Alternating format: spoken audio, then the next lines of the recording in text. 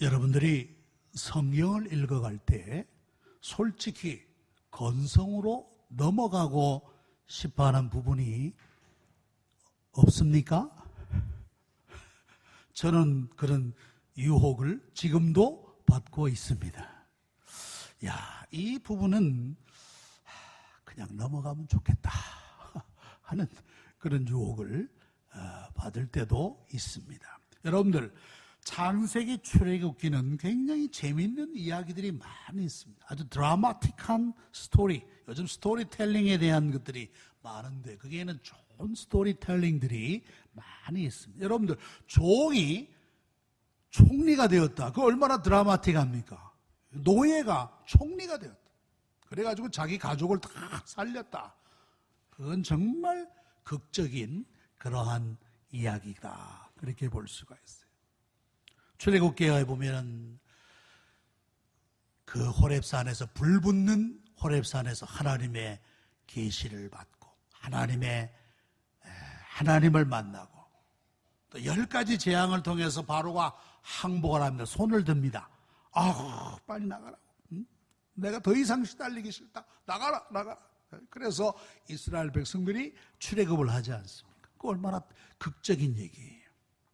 참 이 창세기나 출애굽기까지는 재미있게 잘 읽으시다가 레위기에 들어서면 성도들의 인내심이 시험을 받게 되는 것입니다. 여기에 보면 여러 가지 제사, 번제, 소제, 화목제, 속죄제, 속건제 쭉 제사가 나오면서 제사를 이렇게 드리라 하는 내용들이 나오고 있습니다. 어떻게 보면 매우 건조한 느낌을 받기도 합니다. 이거 계속 읽어야 할까 하는 그런 회의가 우리 마음에 찾아들 때가 있을 수 있어요. 그러나 이 책은 예수님의 복음의 바탕이 되는 매우 귀중한 말씀이다. 복음의 기초가 되는, 복음의 근거가 되는 매우 소중한 말씀입니다. 그래서 우리가 성경에서 그저 쉽게 건성으로 넘어갈 말씀은 한 군데도 없다. 그렇게 우리가 생각해야 됩니다. 자, 이러한 중요성을 인식하면서 우리가 레위기 10장에 들어가면 좋을 터인데요. 여기에 보면 하나님께서 출애굽한 이스라엘 백성들에게 어떻게 하나님을 섬길 것인가에 대한 자세한 지침을 보여줍니다. 그것이 제사법이죠. 여러 가지 제사, 동물을 잡아드리는 제사, 곡물을 가지고 드리는 제사, 이런 제사를 드리는데 문제는 이 제사를 드리는 사람이 누구인가 하는 것입니다. 이 제사를 누가 드려야 하는가? 그 일은 이스라엘 백성들이 자원한다고 해서 되는 일이 아니었습니다. 오직 아론과 그의 아들들만이 그 직을 감당할 수 있었다라는 사실입니다. 요즘 한국교회에서 많이 거론되고 있는 세습의 문제가 있지 않습니까? 그러나 구약의 제사장들은 완전 세습입니다. 완전 세습. 이건 아무나 할 수 있는 게 아니에요. 아론과 그의 아들들만이 할 수 있었던 것입니다. 사람의 생각을 하면 왜 그럴까? 부당하고 또 불합리하게 그렇게 보인다 할지라도 그것이 하나님의 법이었어요. 법. 오직 순종할 따름이었던 것입니다. 자, 그래서 그들은 아론을 비롯하여 제사장을 세웁니다. 제사장을 세우는 식을 갖습니다. 그걸 위임식이라 그런다. 위임식. 우리 교회법에 의하면 교회가 목사를 청빙해 오면 2년간 임시 목사로 있습니다. 우리 교회 헌법은 2년간 임시 목사로 있다가 그 다음에 위임 투표를 하는 거예요. 위임 투표. 그래서 전 교인의 3분의 2를 얻어야 위임 목사가 될 수 있는 겁니다. 우리 교단에 보면 안타깝게도 2년 하고 그만 탈락하는 그런 경우들도 꽤 있는 것을 볼 수 있어요. 왜냐? 교회의 안정을 위해서, 교회의 평안을 위해서 이런 법을 우리가 유지하고 있는데 이스라엘 백성들이 위임식을 거칩니다. 위임식을 거쳐서 이제 제사장을 세우는데 이제 이들로 말미암아 어떻습니까? 이스라엘 백성들이 하나님 앞에 나아갈 수 있는 길이 열리게 된다라는 말씀입니다. 아무나 자기가 원한다고 해서 하나님 앞에 나아갈 수가 없었어요. 꼭 제사장을 통해서, 꼭 제사를 통해서 하나님 앞에 나아가 하나님을 만나고 예배하며 속죄의 은혜를 입는 그러한 시간을 가졌던 것입니다. 자, 그렇게 해서 첫째 제사를 드립니다. 그것이 레위기 9장에 나옵니다. 모세와 아론이 회막에 들어갔다가 그 위임식 제사를 드리고 나올 때 큰 영광이 임했던 것을 우리 9장 하반부에서 발견할 수 있는데, 그런데 그 이후에 첫 번째 제사를 드리면서 비극적인 사건이 일어나고 말았다는 사실입니다. 그 하나님의 은혜가 임하고 하나님의 축복이 임해야 할 그 자리에 죽음이 임했습니다. 죽음이. 어떻게 이런 비극적인 일이 일어날 수 있단 말씀입니까? 오늘 말씀해 보니까 아론의 아들 나답과 아비후가 다른 불로 하나님께 분향하였더라. 그렇게 말씀합니다. 다른 불을 가지고 하나님 앞에 분향하였다는 말씀. 그러니까 다른 불이라고 하면 또 어떤 불이 있다는 것을 우리에게 암시하고 있지 않습니까?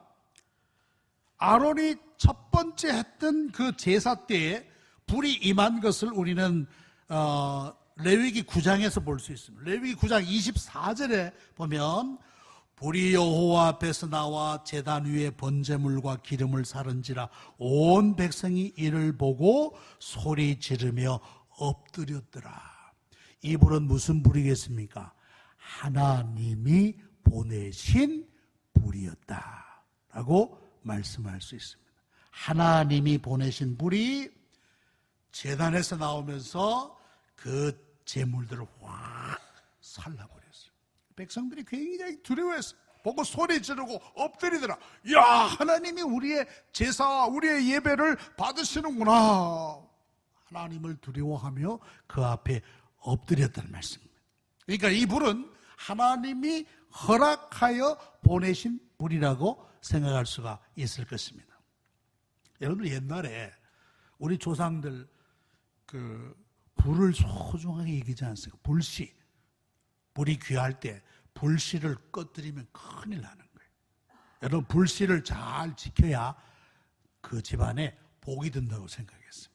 며느리들은 불씨를 항상 잘 보관해야 될 그러한 책임이 있었던 것을 알 수 있습니다.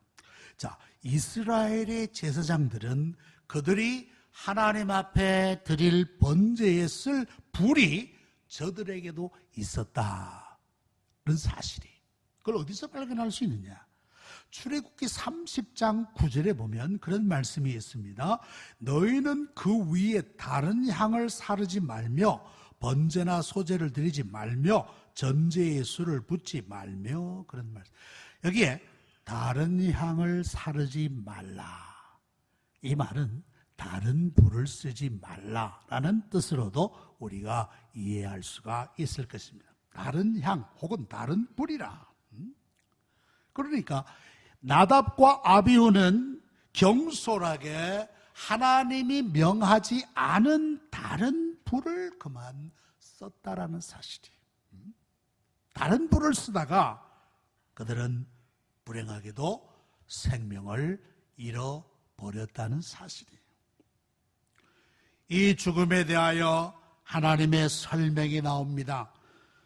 레위기 10장 3절에 보면 모세가 아론에게 이르되, 여러분들 그 죽은 아들이 누굽니까? 아론의 아들들이, 아론의 아들 나답과 아비후가 그 자리에서, 두 아들을 그 자리에서 잃어버렸으니까 이 아론이 그 마음이 얼마나 참 슬프겠습니까? 얼마나 절망감에 쌓였겠습니까? 그때 하나님께서 모세를 통해서 왜 저들이 생명을 잃어야 했는가에 대한 설명이 3절의 말씀이 나옵니다. 그 하반절에 보면 나는 나를 가까이 하는 자 중에서 내 거룩함을 나타내겠다 그랬습니다. 그리고 온 백성 앞에서 내 영광을 나타내리라. 자, 우리가 이 말씀을 연관 지어볼 때 한마디로 나답과 아비후는 하나님의 거룩함을 가볍게 여겼다는 사실입니다.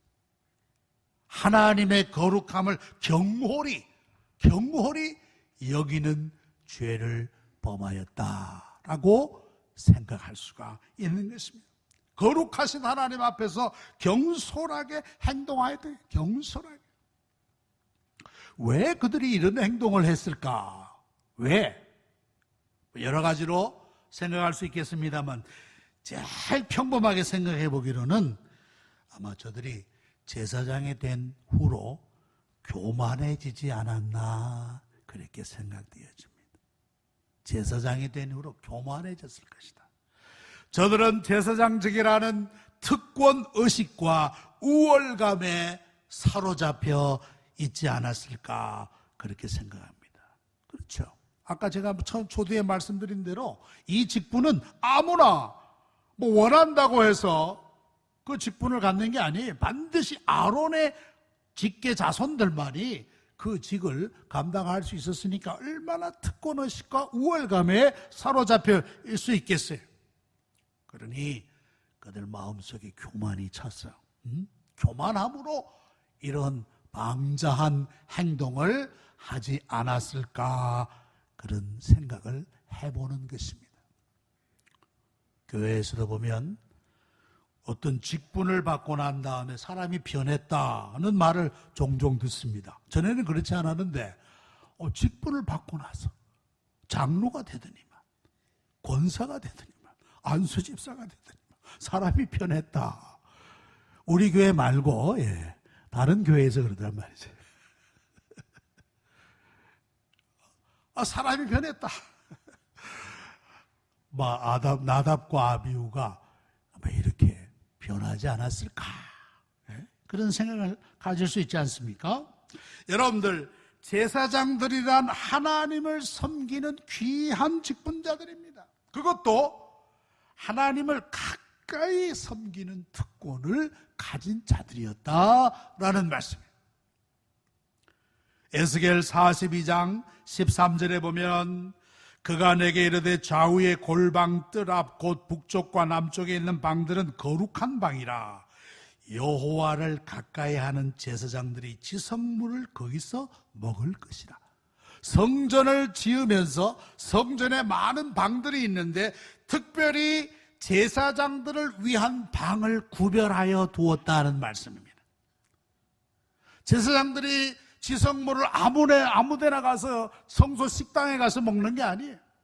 그들을 위한 방이 따로 있었다. 왜 그러느냐?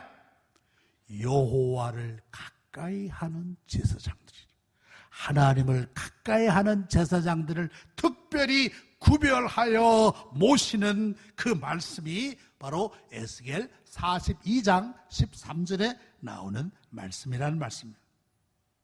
이걸 볼 때 나답과 아비후가 여호와 하나님의 거룩함을 가볍게 여기는 죄를 범하였을 것이다. 우리는 그렇게 생각할 수 있는 것입니다. 하나님의 거룩함을 침범하는 것이 얼마나 큰 죄인가? 하나님의 거룩함을 훼손하는 것이 얼마나 큰 죄인가 하는 것을 우리는 알 수 있다는 말씀이에요. 여러분들, 우리가 매일 드리는 주기도문도 있습니다. 주기도문이 어떻게 시작됩니까? 하늘에 계신 우리 아버지여, 이름이 거룩히 여김을 받으시오며. 여러분들, 주님이 가르쳐준 기도에 제일 먼저 나오는 부분이 하나님의 거룩성이 제일 먼저 나와요. 이건 결코 우연이 아닌 줄로 압니다. 하나님의 거룩성을 존귀히 여기는 것이야말로 우리 신앙의 기초가 된다는 말씀이에요. 우리 신앙의 기초다.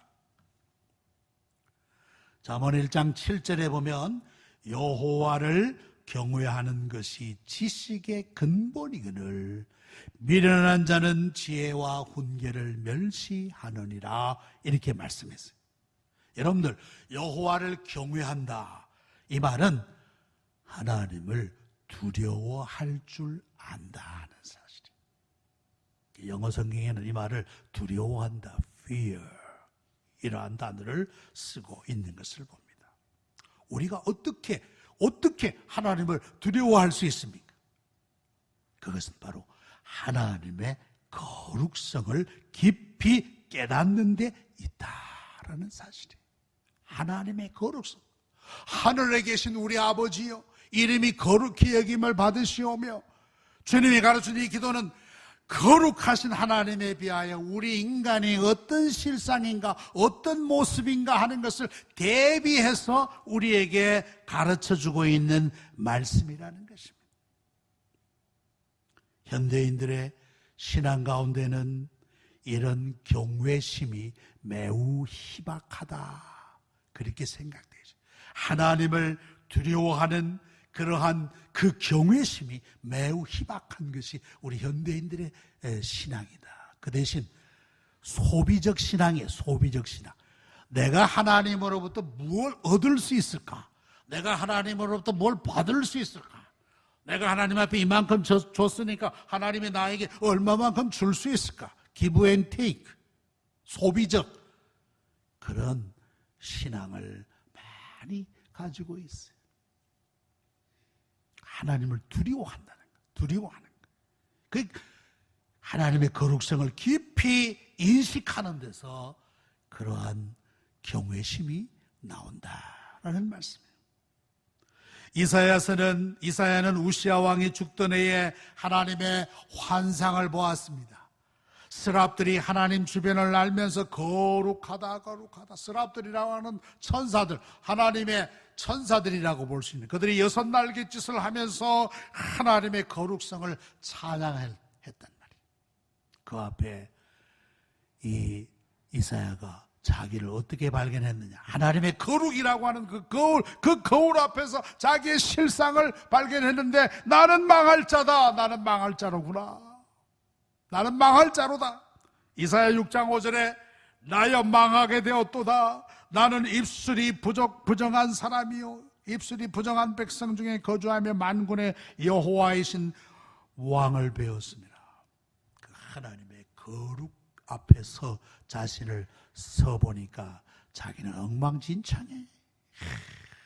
자기는 자기 실상을 보니까 이건 말도 안 되는 사람. 하나님, 나는 차라리 죽겠습니다. 난 죽은 사람입니다. 나는 망한 사람입니다. 하나님의 거룩 앞에서 자기를 발견하고 하나님을 두려워하는 그러한 경외심을 그는 얻었다라고 말씀할 수가 있는 것이에요. 하나님이 신약 시대에 그 하나님의 백성들을 어떻게 보시는가? 하나님의 백성들의 정체성을 이렇게 말씀했습니다. 베드로전서 2장 9절에 보니까 그러나 너희는 택하신 족속이요 왕같은 제사장들이요 거룩한 나라요 그의 소유가 된 백성이니 이는 너희를 어두운 데서 불러내어 그의 기이한 빛에 들어가게 하셨다. 그게 세 가지로 신약 시대의 우리 성도들의 정체성을 말씀. 첫째는 뭐냐? 하나님의 택하신 족속이다. 이스라엘만이 택하신 족속이 아니에요. 예수를 믿는 모든 사람들은 하나님의 택한 백성이라. 두 번째, 왕같은 제사장들이라. 구약에는 레위 자손들만, 아론의 아들들만 제사장이 될 수 있지만 이제는 그리스도를 믿는 모든 사람들이 왕같은 제사장이 되고 또 거룩한 하나님의 백성, 소유된 자다. 이 세 가지가 우리 이 신약 시대의 신자들의 정체성을 보여주는 말씀인 것입니다. 그건 우리를 왕같은 제사장이라고 불러주세요. 여러분들이 왕같은 제사장이, 이 말은 뭐냐? 우리가 하나님 앞에 직접 나아갈 수 있는 그러한 권세를 우리에게 주셨다라는 말씀. 이건 종교개혁의 위대한 발견이기도 했어요. 종교개혁 이전만 해도 꼭 사제를 통해서 사제를 통해서 하나님 앞에 나아갈 줄 알았는데 아니야. 이제는 그리스도를 통해서 누구든지 그리스도를 믿는 자들은 하나님 앞에 나아갈 수 있는 그런 제사장과 같은 특권을 하나님이 주셨다라는 사실. 왕 같은 제사장이다.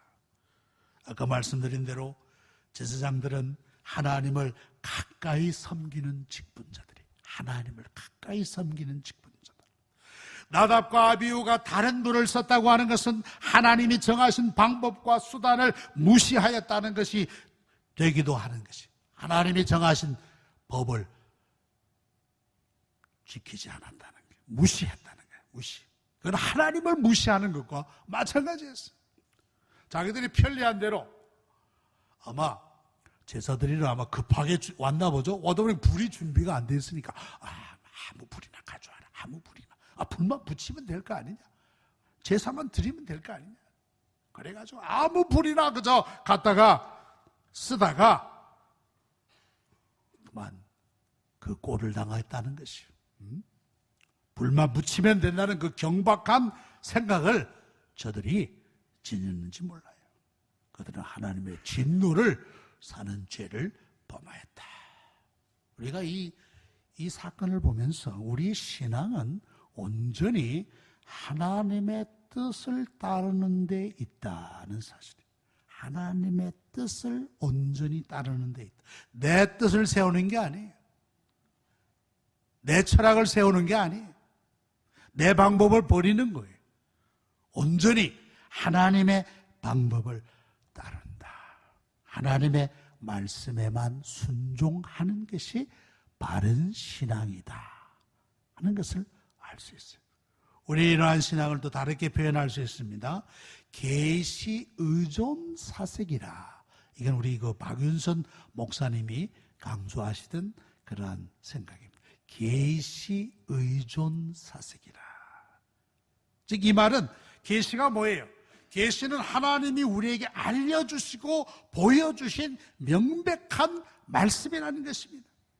우리는 이러한 특별 계시인 성경을 가지고 있고 이 성경은 우리에게 충분히 하나님의 뜻을 알려주고 보여주는 책이라는 말씀입니다.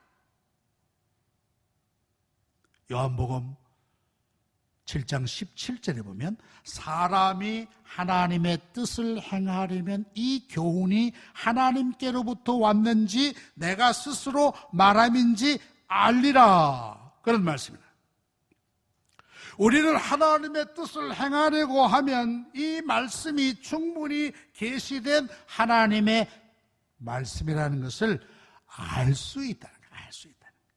우리가 순종하기만 하고자만 한다면 과연 이 말씀은 하나님의 말씀이구나. 그걸 깨달을 수가 있다라는 말씀이. 여러분들 직통계시라는 말을 들어보셨는지 모르겠어요. 직통계시. 그야말로 그대로 직통, 하나님과 직통으로 통한다는 게 하나님이 나에게 오늘 밤에 어젯밤에 이렇게 말씀하셨습니다. 하나님이 어젯밤에 나에게 이런 꿈으로 보여주셨습니다. 하나님이 지금 내 마음속에 이런 말씀을 주십니다. 굉장히 영험한 그런 소리겠죠. 그죠? 야, 영적으로 대단하다. 그래서 그걸 직통계시파라 그러는데 직통계시는 이것은 믿을 수 있는 게 못 돼요. 믿을 수 있는 게 못 돼요. 불안정한 이거 하나님의 단적으로 하나님의 계시가 아니다 라고 우리는 말하는 것입니다. 직통계시. 하나님이 나에게 직접 뭘 알려주셨다. 깨닫게 해주셨다. 말씀을 통해서 깨닫게 해주셨다. 말씀을 통해서 나에게 이런 뜻을 보여주셨다 하면 그건 근거가 있는데 하나님이 직접 나에게 뭐라고 말씀하셨다. 그런 것은 믿으시면 안 됩니다. 안 돼요. 몇 주 전에 국민일보에 공개 사과문이 실렸습니다. 공개 사과문. 그것은 바로 뭐냐? 다미 선교회 이장님의 시한 종말론에 빠졌던 그 전모 씨라는 분. 아마 그분이 그 선교에 아주 대표격이 되는 분인 것 같아요. 그분이 공개 사과문을 실었어요. 여러분들 1992년 10월 28일 날 그날 예수님이 재림한다고 해서 온 나라가 난리가 났지 않습니까? 난리가 났잖아요. 1992년 10월 28일 얼마나 참 쇼를 했습니까? 예? 아무 일이 없었어요. 그분이 그 사과문에 이렇게 실었어요. 자기의 신학이 너무 미숙해서 그러한 그릇된 사상을 쫓다가 그만 어처구니 없는 일을 저질렀습니다. 죄를 뒤집어쓰고 회개합니다. 사과드립니다. 하는 사과문을 실었어요. 그 파들이 무슨 판주 아십니까? 직통 게시파들이에요. 직통 게시. 하나님이 1992년 10월 28일 날 재림 예수가 오신다.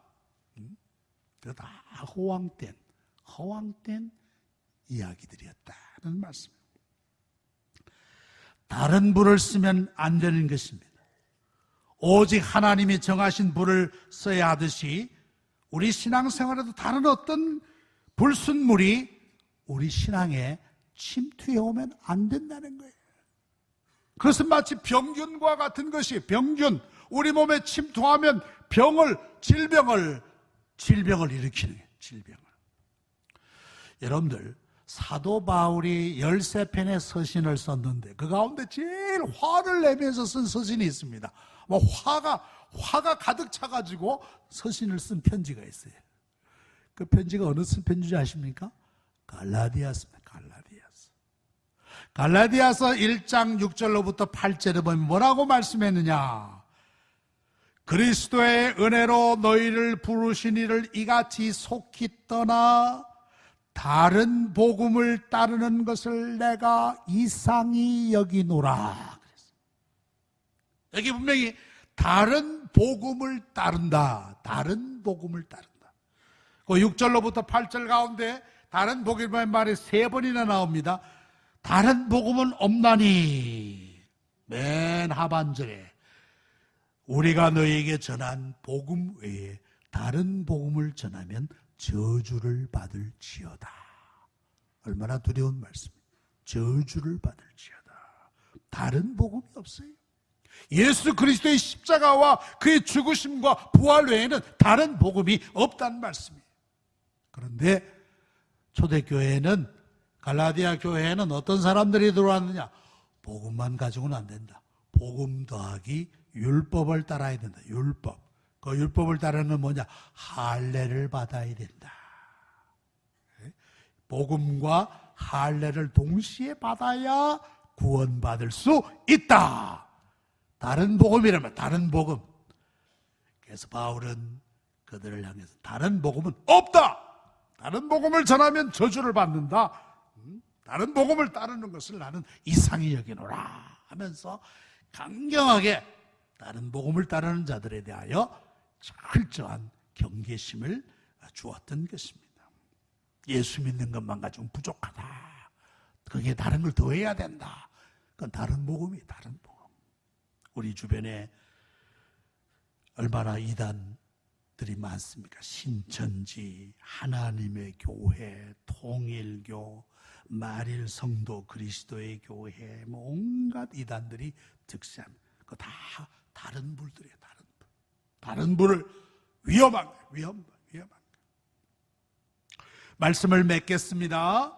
신앙의 기본은 하나님의 거룩함을 깨닫고 그 앞에 자신을 세우는 것이라고 볼 수 있습니다. 그러면서 작은 죄 앞에서도 참 괴로워하고 마음 아파하며 회개하게 되는 것이에요. 하나님의 거룩함을 깨닫지 못할 때 우리의 신앙은 경박해지는, 경박한 신앙에 떨어질 수밖에 없는 거예요. 다른 불이 없듯이 다른 복음은 복음이 아니라는 거예요. 우리를 위험에 빠뜨린다는 것입니다. 오직 그리스도와 그의 십자가, 그의 이 복음을 붙들고 다른 불은 버리시는 여러분들이 다 되시기를 축원합니다. 기도하십시다. 거룩하시고 은혜로우신 아버지 하나님, 초대 제사장들이 다른 불을 사용하다가 죽는 비극적인 사실을 우리가 돌아보았습니다.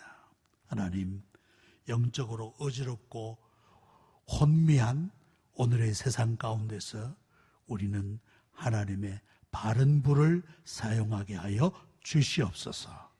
내 뜻과 내 생각을 버리고 온전히 하나님이 계시하여 주신 그 성경 말씀을 붙들고 그리스도와 십자가만 바라보며 나아갈 수 있도록 은혜 주시옵소서.